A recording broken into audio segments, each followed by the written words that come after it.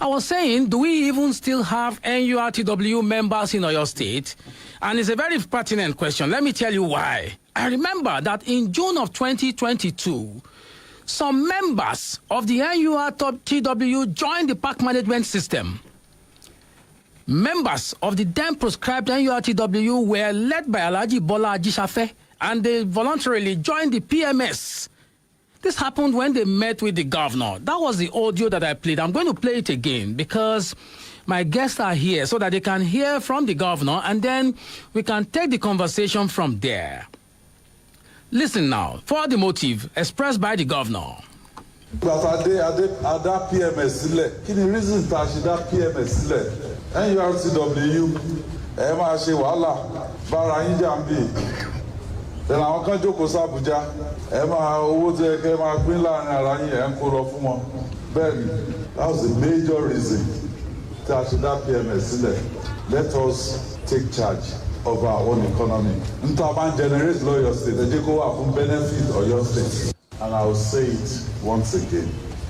Kò sí political position tí ẹnì kankan nínú wa fẹ́ lọ sí tó jẹ́ pé ó deserve kí a fa ẹ̀jẹ̀ ẹnì kankan sílẹ̀.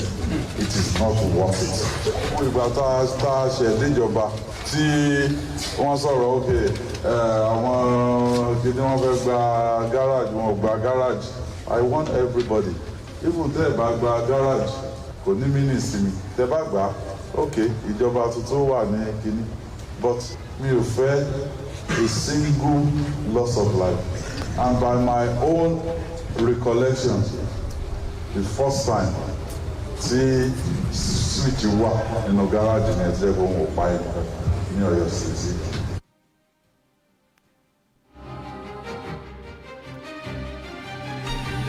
All right, so remember that after that, the governor mainly onboarded or converted the key elements of the NURTW into PMS.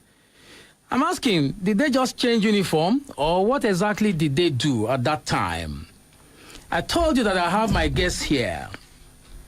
Alhaji Lekan Aleshinloye, Executive Secretary, NURTW in Oyo State. Good morning and welcome, sir. Good morning, presenter. Good to have you, sir. Good morning, listeners at home. And good morning, Oyo State. Ekabo. Thank you very much. I have the chairman here, and I was asking, how did he adopt the name Ejiogbe? And he said to me, it's a long story that we probably need one whole program to unlock. Alhaji Olajide Abidin Ejiogbe. Good morning, Ekabo. Yeah, good morning, my people in Oyo State, especially in Ibadan land. And a good morning to the people that are listening. Thanks so much. All right, watch us live on Facebook. I have Alhaji Ejiogbe in the studio. I have Alhaji Lekan Aleshinloye here. Let's go to the beginning. I'd like to start with the secretary. When you saw the judgment of the appeal court, what exactly happened? What did you see? What did you see? Kí ni nǹkan tí ẹ rí nígbà tẹ́ gbọ́ wípé ilé ẹjọ́ ó ti dá bí wọ́n ṣe pa NURTW rẹ lọ́jọ́ sí. Kí ni ó wá sọ́kàn kí lè rò ọkàn yín? Yes, sir. Before that, I want to make a correction. Yes, sir. When we were about to start this program, yes, sir, you said something. Yes, sir. You said key elements in the union. Yes, sir. Joined PMS. Yes, sir. There is no key elements there. Okay. We are the key elements. Eh? Yes. Even in our organization, if the state officers are 50, only 9 are principal officers. And all the 9 principal officers that work with Alhaji Fele and work with Ejiogbe, we are all still in the national union. None of us has gone to the PMS. None of you has gone to the PMS? No, at all. Alhaji Ajisafe nko? Ajisafe, he wasn't with us. In that audio, he was never a principal officer. Call him and ask him. Let him phone now and tell me I'm the secretary for almost 18 years ago. He was never a principal officer. Yes. Yes. Alhaji Ejiogbe. Orúkọ yìí tí a ti ń gbọ́ orúkọ ẹ tipẹ́tipẹ́, ó ti pẹ́ gan, ẹ ti pẹ́ ńlẹ̀ yìí gan lẹ́nu iṣẹ́ yìí. When the governor announced that, fọ́nrán tí mo gbé jáde yẹn ni ibẹ̀ náà mo fẹ́ padà sí o. tẹ́ bá lọ wo ibi tí mo ti rí fọ́nrán yẹn ẹ rí fídíò àwọn èèyàn yín àwọn èèkàn nínú ẹgbẹ́ yín tí wọ́n jókòó nígbà tí gómìnà gbà wọ́n lálejò sí inú PMS. Ó ṣe ló dàbí pé ẹ̀kàn pààrọ̀ aṣọ ni àbí ẹ̀kàn pààrọ̀ colour ni from white and green to èyí tẹ́ ń ṣe ń sìn àbí mo parọ́. Thanks so much, sir. The game is a political game. Eh? Yes, really? it's a political game. Why do you say that? Yes, the reason why I said it, we are the National Union of Transport Workers, as my secretary just said it now. The principal office of NURTW, every one of us were still intact. Yes. With the union. Are you sure? Yes, of course. Sir. All those that I went. By records. Yes, all those that I went to join the park management, they are I must say they are the tout of the NURTW. Tout? Yes, they are really? the tout of the NURTW. They are not our members. But because some of these people are not really members. They are not really the drivers. You understand me now? Whoever that struggle for a job, you understand me now? Maybe you learn a job for maybe 5 years, 10 years. That job you learn on it, you will never allow it to be damaged. Okay, so but those who are just come to join the union, maybe because what they will just eat. Those who that went to the park management system, they went there for what they will just eat. Yes, there are the people that they cannot even when you are doing something, the problem, the game has a problem. Instead of you to stand with it, look for a way that problem will solve. They are not the person. They will just look for another person. Okay, so who are the members of National Union of Road Transport Workers? Who? Ṣé lè ṣàlàyé ní kíkún fún wa wípé àwọn gangan ni ọmọ ẹgbẹ́, àwọn wo ni ò kí ń ṣe ọmọ ẹgbẹ́? I think my secretary is here. Okay, so you just answered that question. By virtue of the Constitution of the Federal Republic of Nigeria. Yes, please. Every driver behind a commercial wheel is an automatic member of the National Union of Road Transport Workers. Driver? Yes, behind a commercial wheel is an automatic member of the National Union of Road Transport Workers in Nigeria. So when you now claim that those who are the violent people are not members, I was wondering, when the governor was speaking, Hello, sir. You mentioned somebody now. Yes. Ajishafe. Yes. Let him come and explain where he drove. The route he plied is either from Ibadan to Lagos, or from Ibadan to Kano, or from Ibadan to Kaduna. Let him come. We are here. This is our job. We are here. Let him come and explain to the people of Oyo State. Really? Yes. But your union has been termed a very violent union. You know that. That's what people are saying. That is political. That's a political. It's a political game, like my chairman said. Really? Yes, it's political. Okay, so let me give you instance. By the way, State Affairs on Splash FM, Alhaji Abidin Ejiogbe and Alhaji Lekan Aleshinloye are here. They are Executive Secretary and the Chairman of NURTW in Oyo State. And I've been asking questions about the status of the union now. So, and I am particular about the perception that people have about your union. That has gone. Really? That has all the time. Really? That has gone. Yes, that has all the time. In that time when people are thinking of the union, that the union have a violence organization, by then you cannot see somebody that can be speaking in very simple English that I'm saying now. Look at the secretary. He's a graduate, very graduate. We have many graduates. More than 25 years ago now, the union have turned to a peace-loving organizations. I want to explain. I want to just to give you an example. Yes, please. The time Alhaji Tawfiq Fele. He ruled for 80 years. Did you see anywhere where the people causing it? There was nothing like that. There's nothing like that. There's nothing like that. Have changed. The one that happened to us in 2019 is a political game. This but there was violence. But there was violence. Where was that? And where? Can you give us the evidence now? The police claim that in some parts of Ibadan. The police were in the court. No. They were in their appeal court. They are in the appeal court. They said they did not have anything like that. No any violence. Go and read before our governor, our Baba is our Baba. Seyi Makinde is our man. He's our man.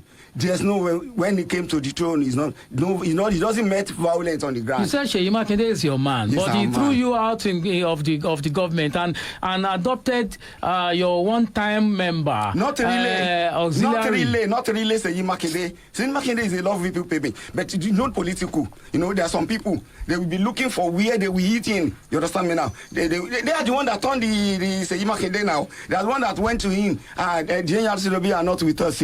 This is the boy. This is the man that's working for us. We want our man to be there. That is the game. Not really the Governor Seyi Makinde that turned the union to the park managing system. It wasn't. It wasn't. Oh, so who was it? They are the people that want to eat from the union. Please, if you go through our judgment, the three judges said Oyo state government cannot even produce a valuable evidence. No evidence in the To court. prove that there was violence, and even if there is violence, it's not the duty of the governor. The police are there, and the police were in the court. They were party in the case. They said they did not receive any report of violence. Go to the judgment. Okay, so I'm looking. Can you see now? Can you see the explanation of my secretary? Even though you are making a violence, police was there now. Police are there. Even not because a political game. When we cause a problem, the police were there now. We have the person and prosecute it. Yes. Anybody that perpetrates Causing a violence, violence doesn't mean arrest that him they and will prosecute our prosecute him. union. Talk less of it's suspending not the our duty of the activities. governor. Okay, so now that the judgment has been made, what next for you? Are you so? How do you expect this judgment to be executed? Tẹ́lẹ̀tẹ́lẹ̀ wọ́n máa ń sọ wípé wọ́n máa ń gba gáràjì wọ́n jà wọ́n ti gba gáràjì wọ́n ṣe gba wọ́n ṣàwọ́.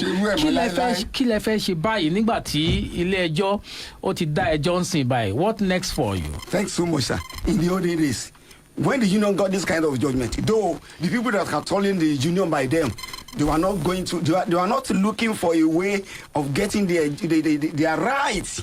When the problem came, they will just keep short. They will be looking, begging. But this time around, now we have a graduate. This is a secretary. He's a learned person. When there's anything, when there's problem, we will start them looking for a way of resolving it. The only thing we can do is to go to the court instead of causing a violence. The question that you just asked us now, that's how could we implement the judgment? We are working over it. We wouldn't allow any violence to come. And then there will not be any violence. The judgment, inshallah. Okay. By the governor for your state. By the governor for your state. Yes, with his permission. So it doesn't seem we to be. won't say that because court has given us a judgment. We will neglect his side. We won't do that. Okay. It's our governor. He's the father of your state. The father of your state. One interesting thing about the unions is that there have been claims that NURTW or even the PMS have been heavily politicized. So I want to ask you face to face, as Nigerians are watching us this morning, Alhaji Ejiogbe, which political party do you belong to? I may have to confess with you and with the people of Nigeria. Yes. We are not a politician. Okay. We are not. NURTW is not a politician. But you support them. As a citizen of Nigeria, every person in Nigeria has a right to vote for whatever he likes of his choice. Okay. But we, the NURTW, in the olden days, the politicians used to come to us, beg for our support. Okay, so but now we are the one that's going to them to be begging them. We are not doing them anymore. We will not go to any politician again. We are NURTW. A lot of people think that this judgment is politically motivated, basically, because this prescription was 2019. Draw the 2021. Keto lokoti, ngbate lokoti, ngbati court da yin lebi. Pada ni 2022. 1.5 years, we were begging him. Ask the governor himself. Where known people in Oyo State, we go to them. They started begging him. We don't want to mention him. We can mention about 10, 11 people. Well-known people in Oyo State. They were begging him on our issue. Then when we see he was not ready to change, then we went to court. Or maybe because you were not ready to support him politically. We are not politicians. We are not politicians. Àwọn tí wọ́n wá ṣe tí wọ́n fi sí PMS yẹn. Àwọn nǹkan kan I'm náà. telling you, they are the tout of the. Àwọn tout Àwọn wo ni tout? Àwọn yẹn gangan ni. Àwọn tí wọ́n bá wa gbowó ń sìn Yes, ní the títì. reason why I call them tout, you understand? Let me tell you the reason I call them Owó tout. kí ni wọ́n máa ń gbà? They are not really member. They are not working. They are not. The interest of the union is not in their mind. It's not in their heart. Whatever happened to the union, there's nothing concern them. What they will hit is what they were, is what they rely upon. So whoever that is in that position is a part of our union. Yes, They are working. We know this is 6 They years. are working towards benefiting from what they do not deserve. It's as past 6 years now that you are being suspended from the union. Yes. We are not doing anything. We are not eating anything. We Ebi still, ò dẹ̀ pa yín. ebi ń pa wá now. Ebi ń pa wá. Ebi ò ṣe ní pààyàn. Bó lẹ ṣe But àjọ. we still as is ní ọkàn lórí pé sẹ́yìn Ọlọ́run ẹgbẹ́ yóò wà yìí now. God will retrieve it back. 2022 tá a kọ́kọ́ gba judgment Industrial court. Industrial court. Somebody from the government asked me on a radio program, ó ní báwo la ṣe ń live? Ó ní Ọlọ́run yóò wá. Yes, Ọlọ́run yóò wá Ní now. ọkàn lọ́kàn gáràjì báyìí o. Kò sí gbogbo mọ́tò wa ni Mukaila lé immediately tí gómìnà ni wà jáde. Bó lẹ ṣe wá ṣe ojú yín ló ń dán yìí ọdún mẹ́fà. Ìmísí Ọlọ́run That's the ni. wish of God. Ọlọ́run ni. Ìmísí Ọlọ́run ni. So if the governor now calls you and say, okay, now ẹ ti gba judgment, wá ká sọ̀rọ̀, a máa fún yín ní lélẹ̀, a máa fún yín ní kinní We are kan. ready for him. We are ready for We are him. still expecting him to He call did, us. he did similar thing in 2023 Okay, when he was about to go for the second term. yes. He called my chairman. I was there. He called, the governor Yes, called. yes, he yes, called yes. me. What did the governor tell you? Yeah, the governor called me and said, Ejiogbe, how are you? I said, fine, my governor. He said, let's forget about what has gone. What has gone, only This whatever one has now, gone has let's gone. work together and make Oyo State peaceful and wealthy. I said, well, governor, you know what has happened? This is the 4 years of our suspension. He said, we will correct everything. He said it. So bóyá judgment yìí bóyá òun ni correction yẹn, right? Àti ṣe burúkú náà. Àjà. And I promise that we will do something. Okay. And then even we don't look at what is happening at the back. That maybe this 4 years, but notwithstanding, we still do our best. And thank God, the governor himself realized what we did during the election, because he even mentioned it by himself when he called him During a media chat. when you people are calling chatting with him, what do we do? He even called you people that you people, you didn't ask me one question. There's one question you're supposed forgot to to ask ask me such a and then they question. asked him what is the question. He said 75 to 80% of NURTW voted for me. He said it We are so openly. very, very much But he appreciative. didn't call you into his government. He didn't give you key positions, juicy appointments. You know. what? We In don't MSS, in we don't PMSS. seek appointments in the No, government. we don't want it. We don't seek No, appointments. what we need from the governor No, we are is to trade please and unionists. please relieve the union. We are not Leave the involved. union.